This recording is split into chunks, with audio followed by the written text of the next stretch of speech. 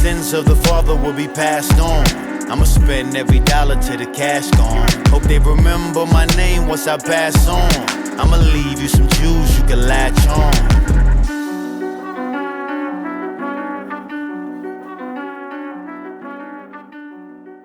There's 4 jewels that you can use that Biggie applied in his life to gain a high level of success. And if you apply it in your life, I can guarantee you, you might not be Biggie, but you can gain a fraction of the success that he acquired while he was here. All right? And number 1, listen, man.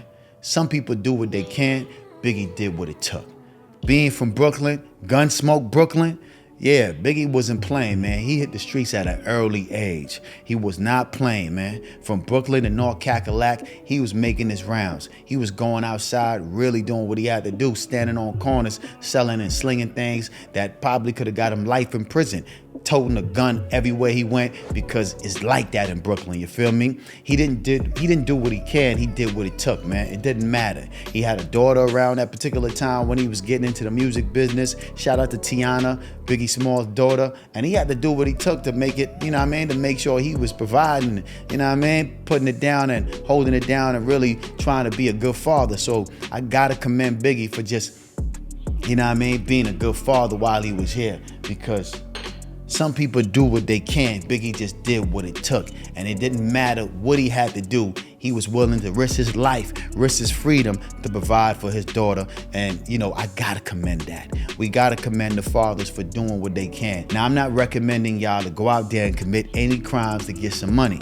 But what I'm saying, we not making excuses. We not complaining about nothing. You know why? Because there's 1,000 excuses for failure, but never a good reason, you dig? So we not complaining, we making it happen, we getting it done. We know the odds are stacked against you. We know that we got the short end of the stick, but we can't complain about it and talk from a victim mind state. We gotta go out there and make it happen no matter what. And number 2, Biggie saw the bigger picture, man. He wasn't afraid to make a transition. The moment he got a record deal, he was not afraid to make a transition. Yeah, he was wearing fatigues and wearing a lot of, you know what I mean, Carhartts, but he was able to switch it up and put on that Coogee sweater, put on a tailor-made suit. Yeah, he didn't give a damn about what the streets was talking about. He understood the mission and he executed exceptionally well, man. You dig? He was able to transition and say, you know what? Okay, these black hoodies are cool and party and bullshit is, you know what I mean? That's fine. But listen, it's time for me to switch it up. Time for me to do something different. And he started to, you know what I mean? Put on those Coogee sweaters. He made the Jesus piece iconic. The reason why 99% of y'all dudes wear the Jesus piece is because of Biggie Small, in case you didn't know, man. Some of y'all don't even understand or even know how iconic the Jesus piece is. You know what I mean? For y'all don't know, the Jesus piece that be on the chain that people wear on the Cuban links, yeah, Biggie made that popular, man. You feel me? So like I said, number 2, man, Biggie saw the bigger picture. He knew when to transition. He knew he had to switch up his swag, switch up his style. He went from the Carhartt jeans and the fatigues, and he started wearing Coogee sweaters and Versace shirts and doing his thing, man. You dig? He understood the mission. He knew he had to execute. You feel me? This was his first record deal. He ain't had no time to play. He had to make it happen. He didn't make excuses, like I said again. He got it done. You feel me? So you have to know when it's time to transition and switch up your swag, switch up your style. You got to dress for success. Dress for the person that you want to be, not for the person that you are right now. Dress for the success. Dress for the job that you want to have in the future. That's what that lesson taught me. Dress for the job that you want to have, not for the job that you have. You dig? I'm going to say that again. Dress for the job that you want to have, not for the job that you got. Everything is a stepping stone. So you always got to be thinking about the future. You dig? Always. You have to live your future in your present. Remember that jewel, all right? The 3rd jewel that I learned from Biggie Small that I think that you can apply in your life today, listen, man. Biggie was a good listener and he knew how to take advice. Yeah, Biggie was a great listener and he knew how to take advice. See, when Tupac pulled his coat and told him, listen, man, that record, party and bullshit, that's cool. But if you want to see money in the game, yeah, you're going to really have to switch it up. You're going to have to start rapping about the ladies, man. Yeah, you're going to have to start rapping about the ladies if you really want to see a high level of success in the game. And Biggie didn't, you know what I mean? He didn't take that constructive criticism and felt some type of way. Nah, he took Pac advice and he applied it and he executed And he did a wonderful, splendid, amazing job at it, to the point where you didn't even know that he came from Brooklyn and he was so ghettofied and so, you know what I mean? Like, he came from the streets. You wouldn't even, like, you know Biggie was from the streets just based on his persona, but the way he switched it up, man, it left a lot of people shocked because they didn't know they didn't know he had it in him. You know what I mean? I heard M.O.P. said that one time. When they heard Biggie did Hypnotize and Juicy and certain records, they was like surprised because he always was a hardcore rapper.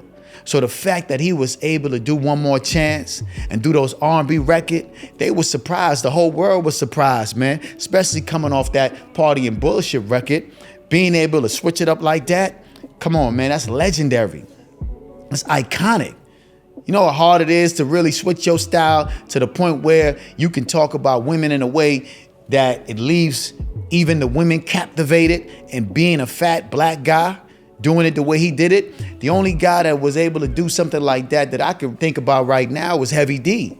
Heavy D was the only fat guy that was really crushing it and being smooth and being, you know what I mean, really charismatic when it comes to the ladies, you feel me? So like I said again, man, Biggie was a great listener and he didn't mind taking advice. A lot of you dudes don't like to listen to nobody because y'all think y'all know everything, and that's the problem. A person that thinks he knows it all knows nothing. You can't teach what you don't know, and you can't lead where you don't go.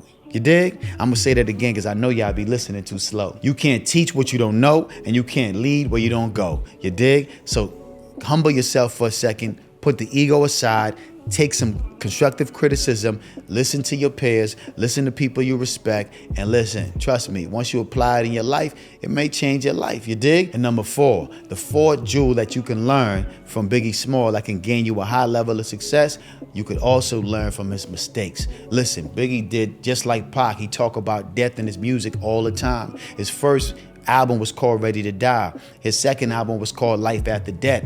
Man, if you talk about death that much, you're gonna manifest it in your life. Y'all gotta understand, the tongue is mightier than the sword. So it's important for you to only speak life, only speak prosperity, only speak in abundance. When you're writing these rhymes and you're writing whatever you're writing, man, make sure you're speaking about the things you wanna have, the cars you wanna drive, the house you wanna live in, the amount of money you wanna have. Don't talk about killing people all day and talk about, you know, dying and shit like that, man, because the power is in the tongue, man. The tongue is mightier than the sword. Pause. I want y'all to really take that advice, man. You feel me? You could also learn from people's mistakes so you don't have to bump your head.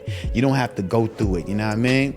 You don't have to do what they did. You can look at their life, analyze what they did right, analyze what they did wrong, and you can learn from it. You can add certain jewels to your life, you feel me? Like I said again, Biggie's iconic. We all made mistakes in our life, but I don't want to focus on the mistakes Biggie made. I want to focus on the jewels and the goals and the things that, you know what I mean, that we can use in our life, you feel me? Because, you know, it's kind of like digging for gold. When you're digging for gold, you got to go through a lot of dirt, but you ain't looking for the dirt, you're looking for the gold, you dig? So that's what I want y'all to look for and take from this particular episode. It's very important that you understand this.